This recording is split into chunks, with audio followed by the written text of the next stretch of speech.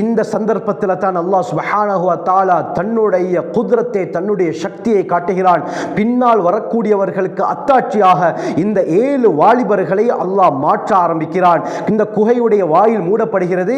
உடனடியாக அல்லாஹ் சுப்ஹானஹு வ தஆலா இந்த 7 வாலிபர்களுக்கு தூக்கத்தை ஏற்படுத்துகிறான். அவர்கள் அப்படியே நிம்மதியாக ஆள் தூக்கத்துக்கு சென்று விடுகிறார்கள். இந்த அஃப்சூஸ் என்ற ஊர்ல இன்னும் 2 ஈமான்தாரிகள், அல்லாஹ்வை நம்பிய இறை விசுவாசிகள் இருந்தார்கள். ஒருவருடைய பேர் பைத்ரூஸ், மற்றவருடைய பேர் ரோனாஸ் என்பதாக இமாம் ஹாஸின் ரஹ்மத்துல்லாஹி அலைஹி குறிப்பிடுறாங்க. இந்த 2 பேரும் என்ன செய்றாங்க, இந்த 7 வாலிபர்களுடைய பெயர்கள், அவர்களுடைய பரம்பரை, அவர்களுக்கு நடந்த விடயத்தை எல்லாம் 2 பலகைகள்ல ஈயத்தால் எழுதி அதை செம்பால் ஆன ஒரு பெட்டியிலே போட்டு அந்த குகை இருந்த பகுதியிலே மறைத்து வைத்து விடுகிறார்கள். காரணம் என்ன, பின்னால் வரக்கூடியவர்கள் இதை பார்த்து படிப்பினை பெற வேண்டும், அல்லாஹ்வுடைய அத்தாட்சியை அவர்கள் விளங்க வேண்டும், அல்லது இவர்களுக்கு பின்னால் வரக்கூடியவர்கள் மூலமாக ஏதாவது ஒரு உதவி ஏற்படலாம் என்ற எண்ணத்திலே இவர்கள் இவ்வாறு செய்கிறார்கள். பிறகு கண்ணியமானவர்களே, இந்த குகைக்குள்ளால் இவர்கள் ஆழ்ந்த தூக்கத்துக்கு செல்கிறார்கள். வலபிசு ஃபீ கஹ்ஃபிஹிம் 300 சினீன வஸ்தாது 9. எத்தனை நாட்கள் தூங்கினார்கள் தெரியுமா? குர்ஆன் கூறுகிறது நாட்கள் அல்ல, 309 வருடங்கள் அல்லாஹ் அவர்களை இந்த குகைக்குள்ளால் தூங்க வைத்தான், ஆழ்ந்த தூக்கத்தை ஏற்படுத்தினான். அது மட்டுமல்லாமல் அல்லாஹ் இவர்களை எப்படி பாதுகாத்தான் என்றால், உலக வரலாற்றில் 309 வருடங்கள் சூரியன் போகக்கூடிய அந்த பாதையை விட்டு வேறு பாதையிலே சூரியன் சென்றிருக்கிறது. கண்ணியமானவர்களே, அது எப்படி? இவர்கள் அந்த குகையிலே இருக்கும் பொழுது அந்த குகைக்கு மேல் புறத்திலே ஒரு துவாரம் இருக்கிறது. சூரியன் வளமையாக அந்த தன்னுடைய ஓடு பாதையிலே செல்லும் பொழுது அந்த துவாரத்துக்கு மேலால் தான் செல்லும். இதன் காரணமாக வெளிச்சம் நன்றாக இந்த குகைக்குள்ளால் செல்லும். அல்லாஹ் சுப்ஹானஹு வ தஆலா இந்த சூரியனுடைய ஓடு பாதையை அந்த வாலிபர்களுடைய தூக்கத்துக்காக வேண்டி மாற்றினான்.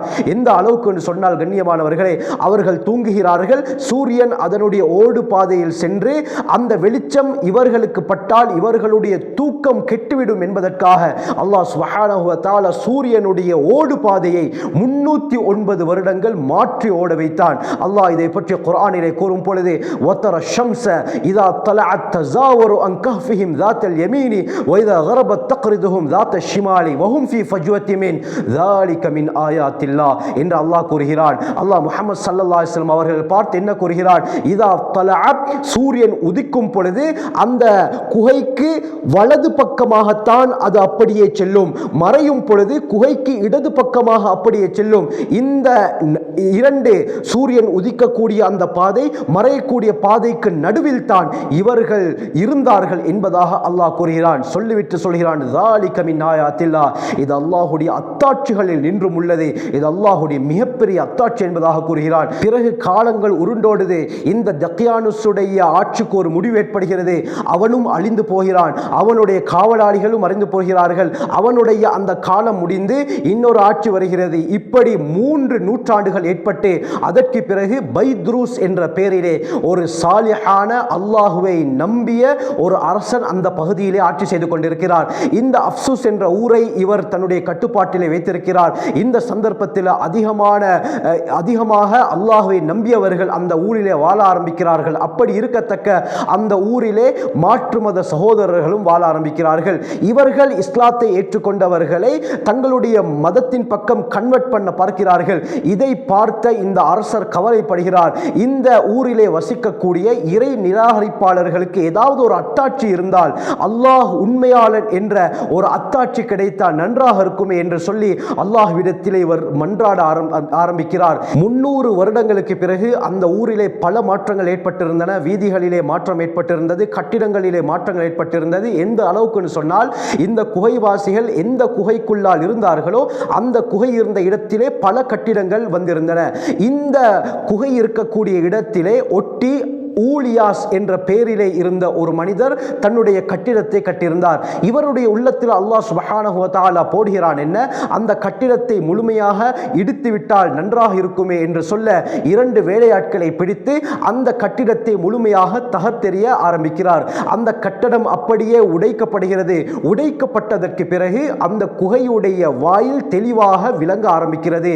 இந்த 2 வேலையாட்கள் பார்க்கிறாங்க, இது குகையுடைய வாயில் அல்லவா, இது எப்படி இந்த இடத்திலே இருக்கிறது என்று சொல்லி அந்த குகை வாயிலிலே ஒரு கல் இருக்கிறது.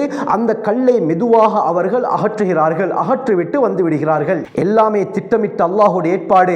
இந்த நாளிலே அல்லாஹ் சுப்ஹானஹு வ தஆலா அவர்களுக்கு விழிப்பை ஏற்படுத்துகிறான். அவர்கள் தூங்கி எழும்புகிறார்கள்.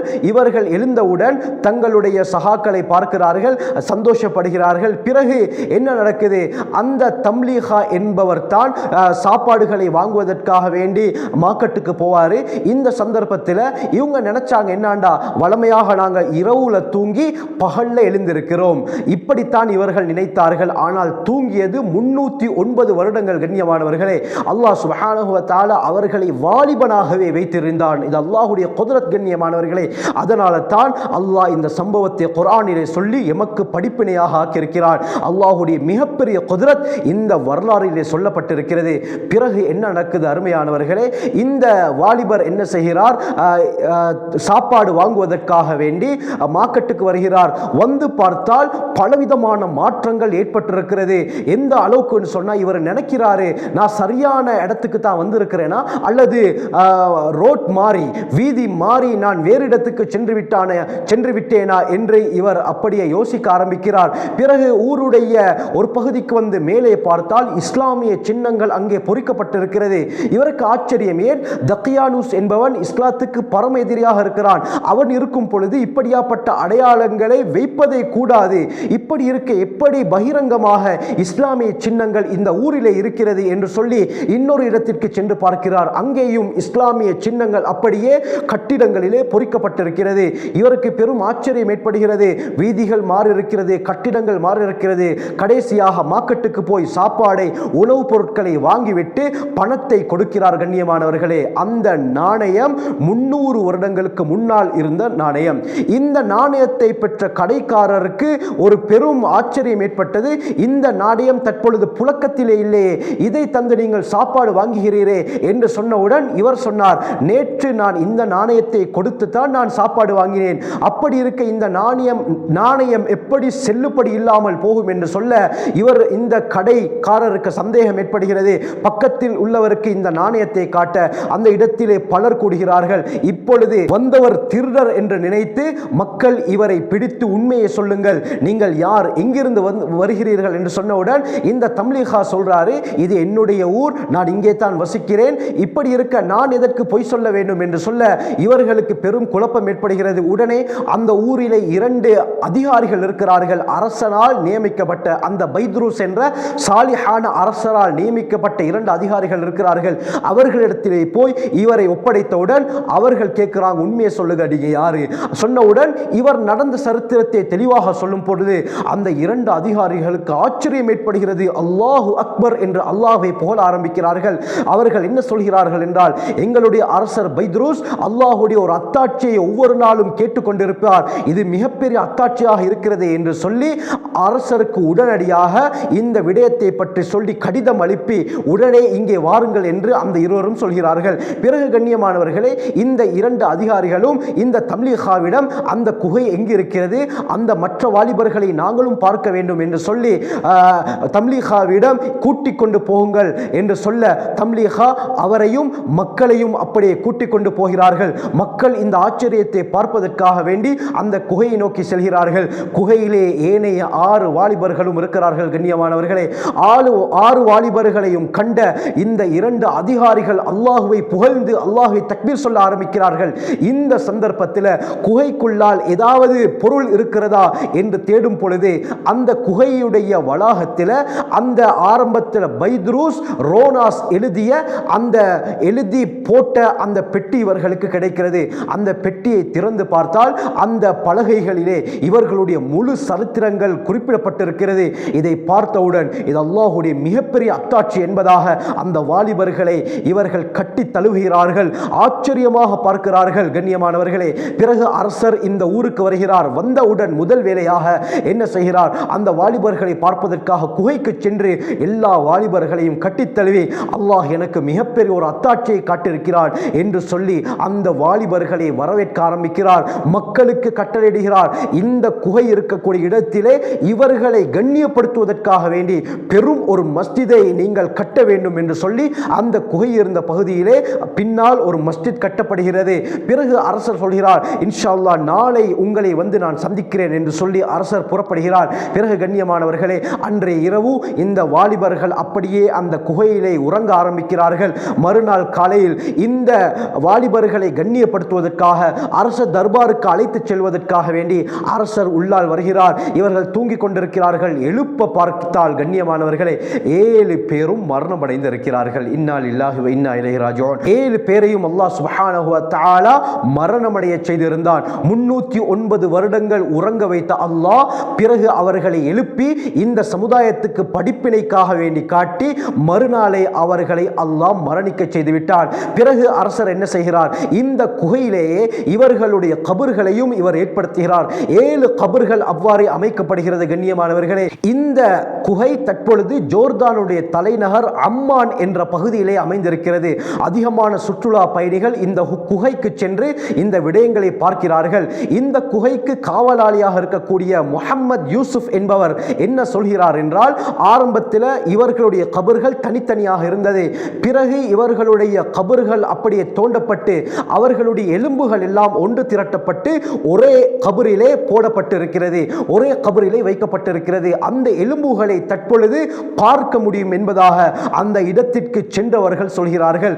அந்த எலும்புகள் எல்லாம் ஒரு இடத்திலே ஒன்று திரட்டப்பட்டிருக்கிறது. அதற்கு வெளியிலே ஒரு கண்ணாடி போடப்பட்டிருக்கிறது.